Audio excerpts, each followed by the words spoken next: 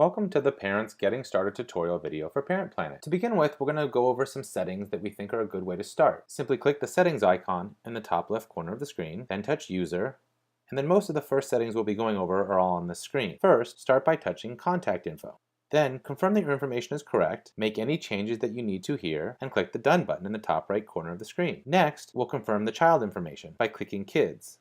Here you should see a list of all your children. If you don't see some, you can add a new one by clicking the plus icon in the top right corner of the screen. Simply type their name, choose a color, and if you need to add an additional child, just click the plus to add another child. Once you're done, click Done in the top right corner of the screen. Next, we're going to set up the contact permissions. Simply touch Contact Permissions Default, and here you will see a list of which information you'd like to share with other parents that are in the same groups as your kids. So for example, you may choose to only share your email address and your mobile phone number. Or maybe you're okay sharing everything like I am here. Simply toggle them to green, which means you are sharing that information. Or if you choose not to share some information, simply toggle the switches off. Next, I'm going to go over how to add a family member to your account that you can share the information with. This could be a spouse, a grandparent, or even possibly a caretaker. Simply touch Access Account Link right here, and you will see anyone that's automatically been added. If you were added by a school or organization, they may have already added your spouse to your account. But if you need to add someone new, simply click the plus in the top right corner of the screen, put in the person's first name, last name, and their email address, and touch the Submit button.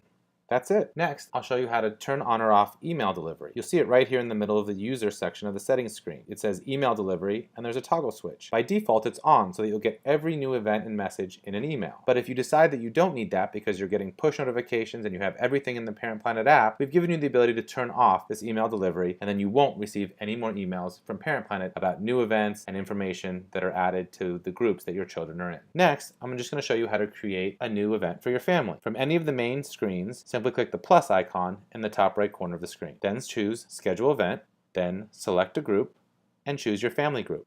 Then choose the group type. This will designate the icon that you see next to the event. In this case, I'm going to choose a birthday. And then if you'd like to choose a child, if it's for multiple children, you can leave this blank, but if it's for one specific child you have, choose that child here, and then we'll give the event a title. Location is optional, although we'll enter one here. Then we select Start Time. End time will default to 1 hour after, although you can change it if you like. If the event is repeating, you can set it as a repeating event. If you'd like to add a reminder for this event, in this case, I'd like to be reminded an hour before so we can get ready to leave. If you'd like to add another reminder, you can do that. And if there's any notes or messages, feel free to enter them here.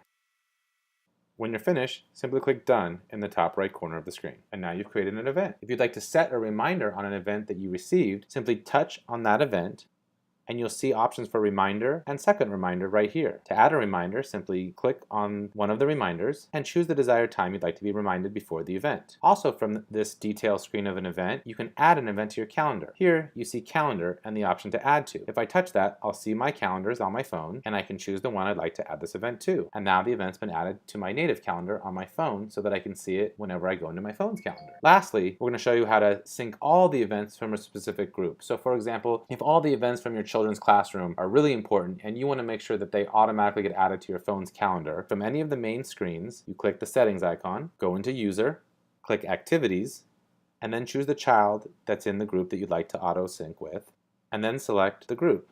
And here you'll see a toggle for Calendar Auto Sync. I can turn it on, and then it'll ask me which calendar I'd like to sync this with. In this case, I'm going to do Calendar. And that's it. Now all these events will be automatically added to my phone's calendar. Anytime an event is created or edited or deleted, I will get that update in my calendar. Just a note, you do need to open the app from time to time to make this sync happen. So just be sure to open the Parent Planet app and you'll be sure to be kept up to date on all the events that your children are involved with. We hope this helped get you started. We hope you enjoy using Parent Planet.